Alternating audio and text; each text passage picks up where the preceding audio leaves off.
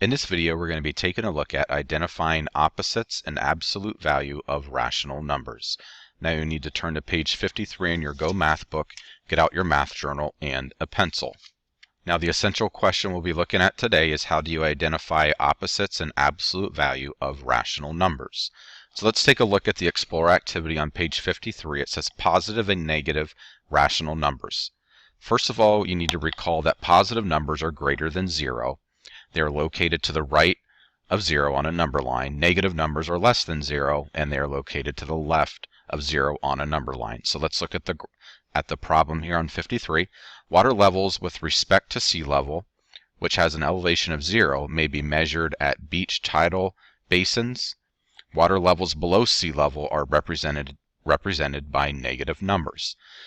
Now for letter A, it says the table shows the water level at the tidal basin at different times during a day. Graph the level for each time on the number line. So first of all, time A, we can see that's 3 5/10 or 3.5. So what I will need to do, I know it's above sea level, it's not a negative at all. So I'm going to graph that put that in the number line right between the 3 and the 4.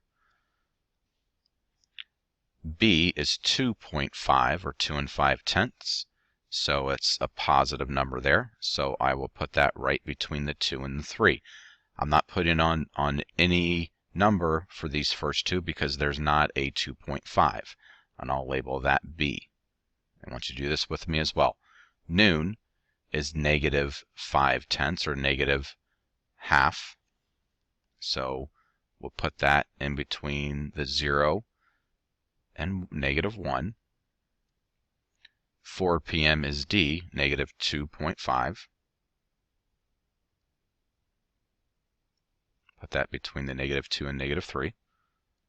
And then finally E is 5 or a half, 0.5. So we'll put that between the 0 and the 1. Once again, we can't put these on any numbers on the number line exactly because they are all halves. Okay, 3.5, 2.5, negative 1/2, negative 2.5, and a half above sea level. So let's take a look at some of these questions. So how did you know where to graph negative 0.5? So we knew that is halfway between negative 1 and 0. Because it's halfway between negative 1 and 0, we knew to graph it right between negative 1 and 0. Now let's take a look at letter C. At what time or times in the level, at what time or times is the level closest to sea level, and then how do you know? So let's take a look at our number line. So we can see that noon and 8 p.m., they're each 0.5 units from 0. Okay, so we can see noon is negative 0.5, and then also 8 p.m. is positive 0.5, so they are both each 0.5 units from 0. So I want you to write that down. Those, once again, it's the times that's closest to sea level. Now let's take a look at letter D. Which point is located halfway between negative 3 and negative 2? So we're just familiarizing ourselves with this number line. So we can see halfway between negative 3 and negative 2. So we can see point D right there. I can look at my number line and I see D right there. Negative 2.5 is between negative 3 and negative 2. And then letter E, which point is the same distance from 0 as D? So we know that D is negative 2.5 to the left of 0, or the absolute value is 2.5. So we would need to find the opposite of D, which would be positive 2.5, and we can see letter B is the opposite of D. So they both have the same absolute value. So let's take a look at the reflect question at the bottom of the page. It says, how would you graph negative 2.25? Would it be to the left or to the right of point D? Now we know point D is negative 2.5. And we can see we would graph the point halfway between negative 2.5 and negative 2. The reason why we know that, because negative 2.5, I'm sorry, 2.25 is in between negative 2.5 and 2. So it would actually be to the right of negative 2.5, meaning that negative 2.25 is greater than negative 2.5. So what I want you to do now is just pause this video. I want you to read through page 54, look at the example and look at the different steps, and then you'll be ready to answer question number 2. So I want you to pause the video and read through page 54. Now that you have done that, I would like you to look at number 2 on page 54, and I want you to complete that question all by yourself.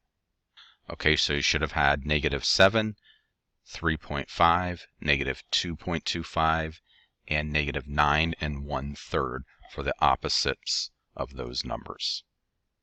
Okay, let's turn to page 55, and we're going to take a look at absolute values of rational numbers.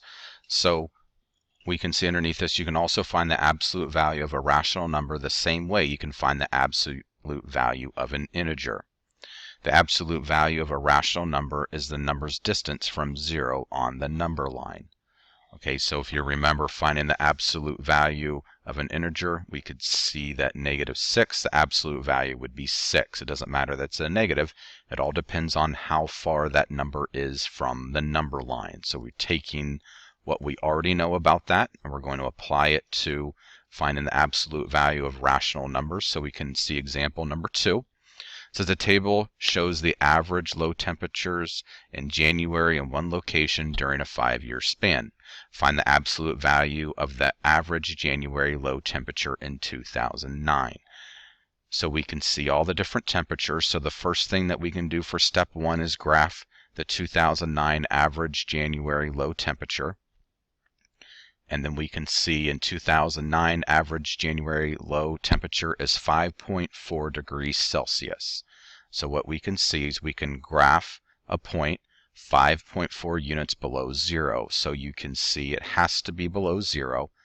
And now it's not quite halfway between negative 5 and negative 6. Okay, because it's not 5.5, it's 5.4. All right, so we can see that negative 5.4 and going back up to 0 is 5.4 units from 0.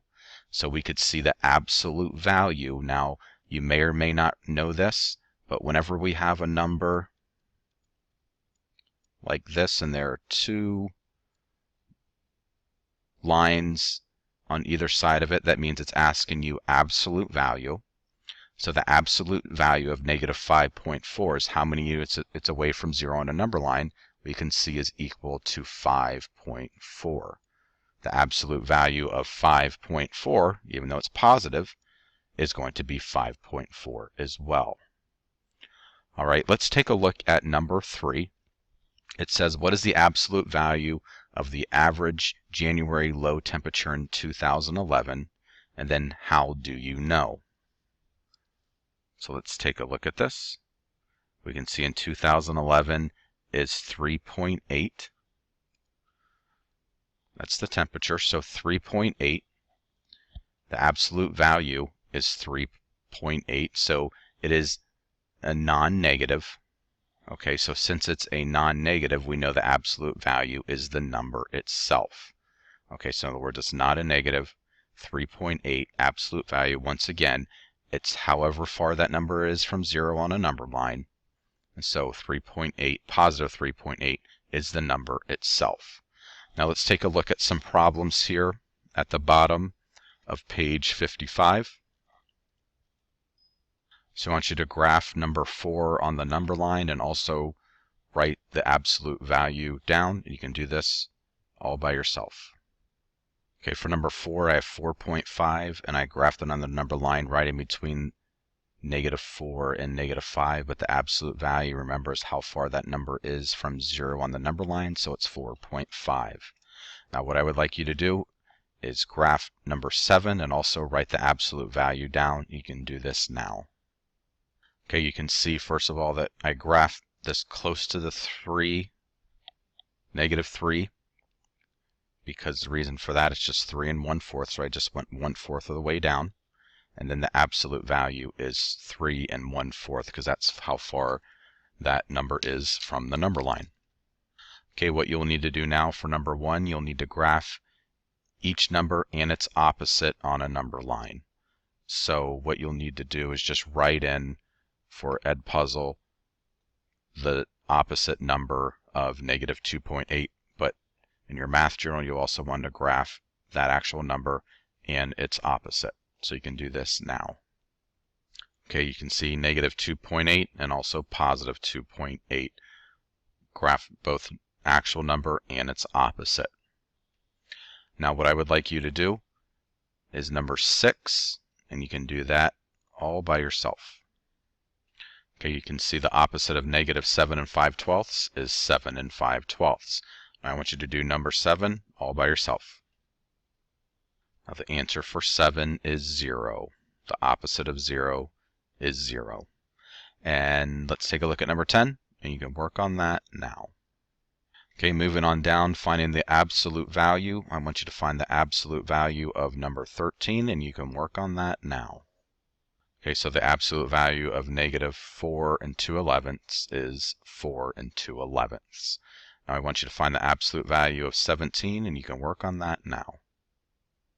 We can see the absolute value for this 8.2, or 8 2/10, is 8 2/10. Now let's take a look at the essential question check-in. How do you identify the opposite and absolute value of a rational number? And you can write this down in your Go Math book. Opposites are the same distance from 0 on the number line in the opposite direction. Absolute value is the number's distance from 0. So this concludes the video on identifying opposites and absolute value of rational numbers. If you have any questions about this concept, please come and see me.